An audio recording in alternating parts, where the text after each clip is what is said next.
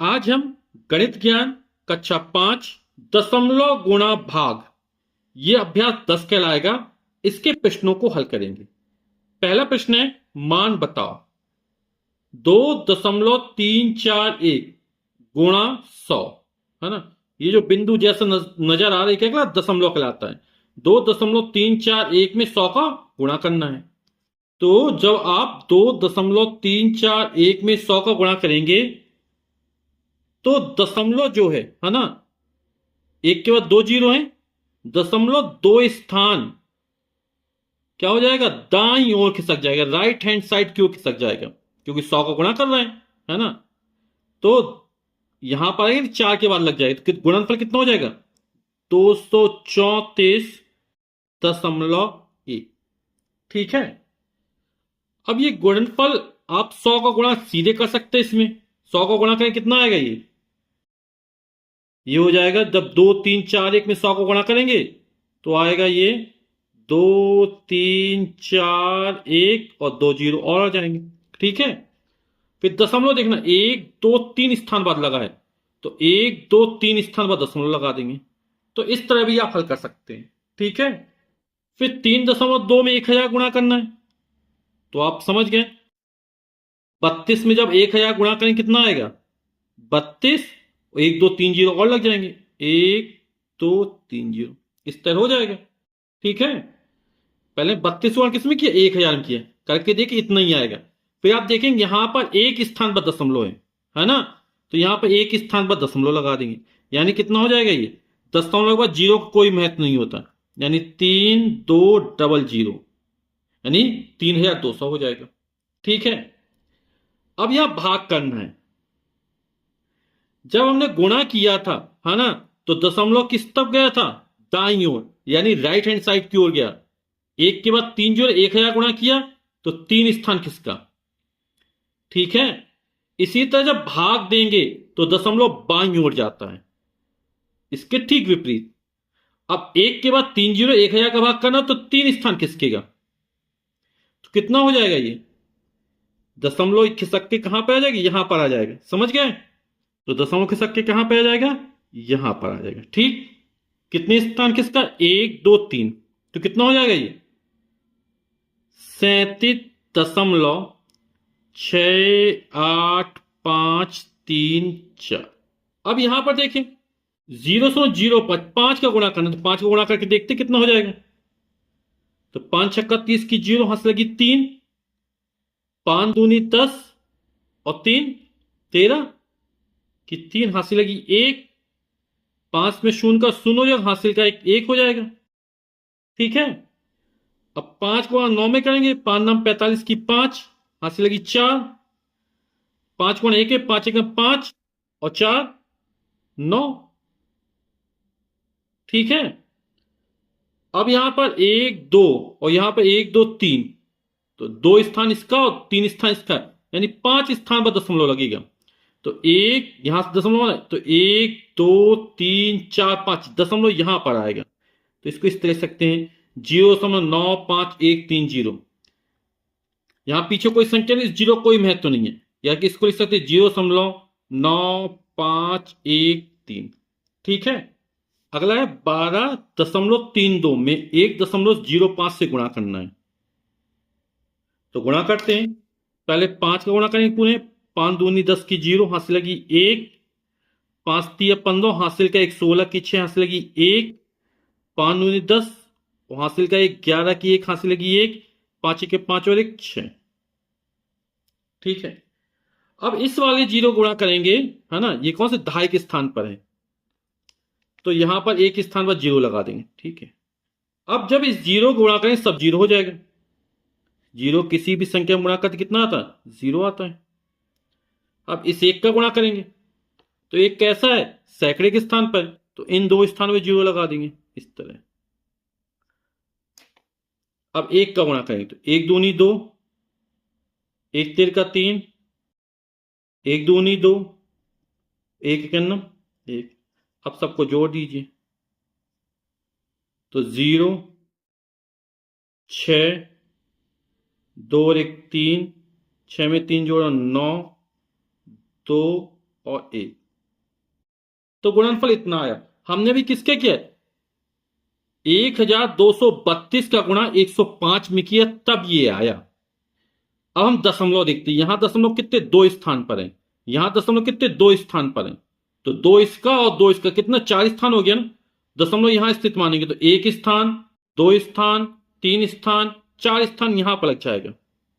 यानी जो गुणनफल पर उत्तर आए वो कितना आएगा, 12.936। ये पीछे जीरो लगाइए या ना लगाइए, ठीक है। अब हमें 40.25 में भाग करना 2.3 से, इसको अपन किस तरह लिख सकते हैं, 40.25 है और भाग करना है 2.3 से, तो 2.3 से की जगह हम इसको 23 कर लेते, तो कैसे होगा, 10 का हर में गुणा करेंगे, 10 का अंश में गुणा करेंगे, तो 10 का अंश और हर में गुणा कर दिया। जब 10 का गुणा अभी समझ गया ना, एक स्थान के दशमलव इस तक खिसक जाएगा, कितना होगा, 402.5 हो जाएगा। और जब इसमें 10 का गुणा के दशमलव एक स्थान इस तक, 23 में जब 10 का गुणा 230 हो जाएगा, और दशमलव खिसकाओगे तो कितना हो जाएगा, 23 हो जाएगा। यानी 402.5 में 23 से भाग करना है, तो भाग करते हैं, 402.5 में भाग करना है 23 से, तो 23 एकम 23, 23 दूनी 46 ज्यादा हो जाएगा। 0 में 3 हासिल है, 10 में 3 गया 7, यहां से 1 कम हो गया क्योंकि हासिल में चला गया, 3 में 2 जाएगा, 1 आएगा। अगली संख्या उतारेंगे 2, अब भाग कितनी बार जाएगा, 2 अट्ठे 16, 2 अट्ठे 160 और 8 24, 4 निकल जाएगा, है ना, ये 7 बार जाएगा। जब आप 8 का गुणा 23 में करेंगे तो जो मान आएगा वो 172 से ज्यादा आएगा। मान या तो 172 के बराबर होना चाहिए या इससे कम होना चाहिए, इससे ज्यादा नहीं होना चाहिए। तो 7 दिया गया, इसके 1 हाथ से लगी 2, 7 दूनी 14 और 2 16, 2 में से 1 घटे 1 आएगा, 7 में 6 जाएगा, 1 आएगा, 1 में 1 गया, 0 आ गया। अब क्या, तो दशमलव आया है ना, तो दशमलव लगा देंगे। अगली संख्या 5, तो 5 को उतार लेंगे, ठीक है। 2 पंचे 10, भाग कितनी, 5 बार जाएगा लगभग।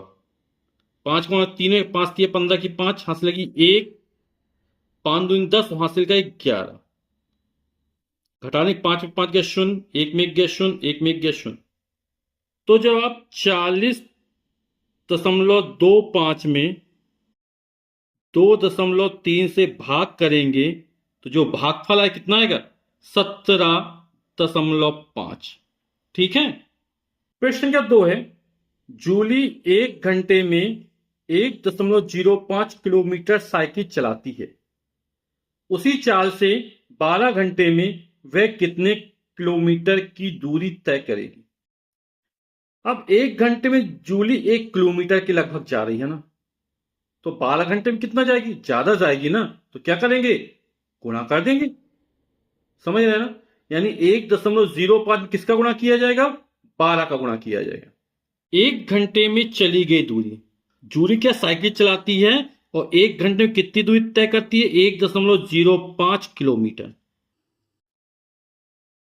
किलोमीटर को शॉर्ट में किमी लिखते हैं, ठीक है। अब हमें 12 घंटे में चली गई दूरी निकालना है, तो इसमें क्या करें, 12 गुणा कर देंगे, यानी 1.05 गुणा 12,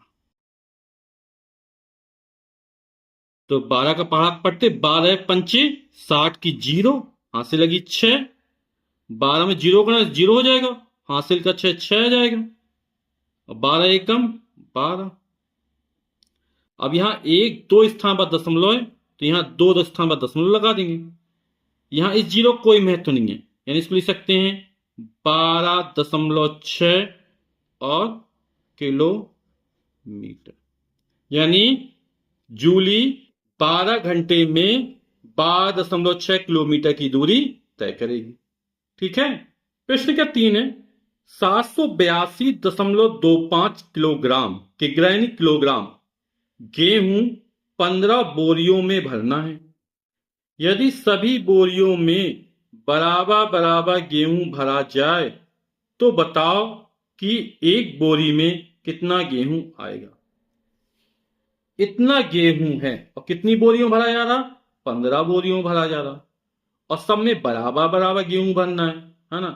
तो बराबर बराबर कैसा होगा, इसमें 15 का भाग कर दो तो पता चल जाएगा कि प्रत्येक बोरी में कितना गेहूं जाएगा, है ना। और गेहूं कैसे जाएगा, बराबर बराबर जाएगा। ठीक है, तो क्या करेंगे, 782.25 में 15 का भाग कर देंगे। तो कुल गेहूं की जो मात्रा हमको दी जा रही है वो 782.25 किलोग्राम दी जा रही है, और भरी जाने वाली बोरियों की संख्या कितनी है, ये 15 दी जा रही है हमको। तो एक बोरी में कितना गेहूं आएगा, अभी चर्चा की थी, क्या करेंगे, 782.25 में भाग कर देंगे 15 का। तो जो उत्तर आएगा वो किसमें आएगा, किलोग्राम में आएगा, एक बोरी में उतना गेहूं आएगा। तो भाग करके देखते हैं। तो 782.25 में किससे भाग करना है, 15 से। तो 15 छक्का 90 ज्यादा हो गया, 15 पना 75, 8 में 5 घटाएंगे 3 आएगा, 7 में 7 घटेगी 0 आएगा। अगली संख्या उतारेंगे 2। अब 15 का भाग देंगे ताकि 32 से ज्यादा ना जाए। 15 दूनी 30, 2 में 0 गया 2, 3 में 3 गया 0। अब दशमलव आ गया तो यहां दशमलव लगा देंगे। ठीक है, अगली संख्या उतारेंगे 2। अब 15 का भाग देंगे, 15 एकम 15, 15 दूनी 30 ज्यादा हो जाएगा तो 15 एकम 15, 22 से 15 जाएगा कितना आएगा, 7 आएगा। ठीक है, अगली संख्या उतारेंगे 5, 15 चौक 60, 15 15 75, 5 पड़ जाएगा। घट जाएगा, शेषफल कितना आएगा 0। तो भाग कितनी बार गया, 52.15, यानी एक बोरी में जो गेहूं आएगा उसकी मात्रा कितनी होगी, 52.15 किलोग्राम होगी। ठीक है, तो उत्तर लिख देते हैं। तो उत्तर क्या हो जाएगा, एक बोरी में 52.15 किलोग्राम गेहूं आएगा। प्रश्न के 4 है, 1 मीटर कपड़े का मूल 53.50 यानी 53 रुपए 50 पैसे या 53.50 रुपए हैं, तो 13 मीटर कपड़े का मूल बताओ।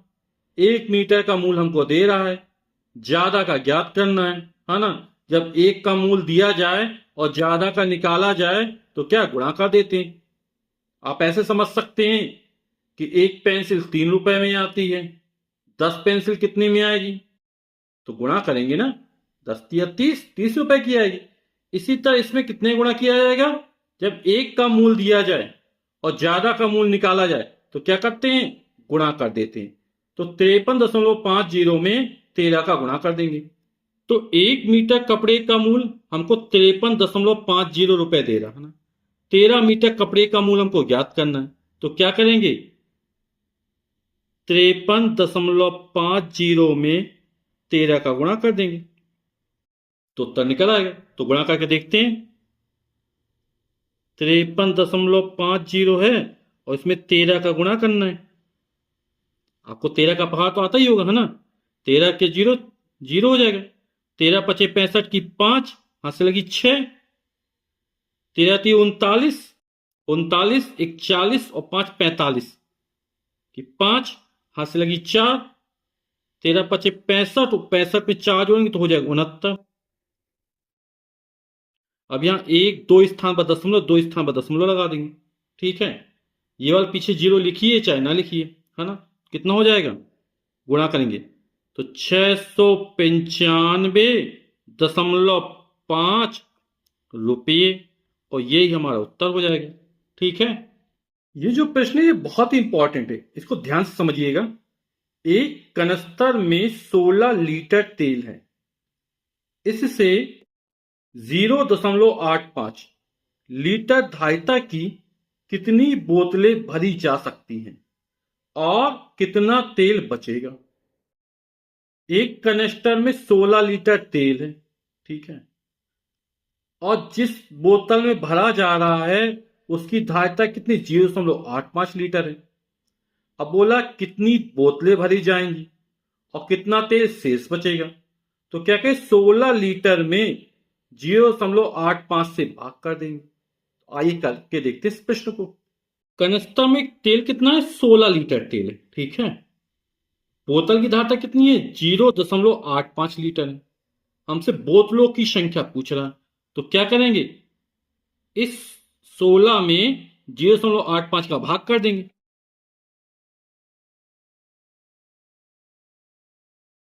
तो भागफल जितना आएगा वो बोतलों की संख्या आ जाएगी, ठीक है। तो 16 में 0.85 से भाग करने, इसको इस तरह लिख सकते हैं, 16/0.85, ठीक है। यहां दशमलव हटाना है, तो इस स्थान में दशमलव, दशमलव हटाएंगे, ऊपर 2 जीरो बढ़ा देंगे।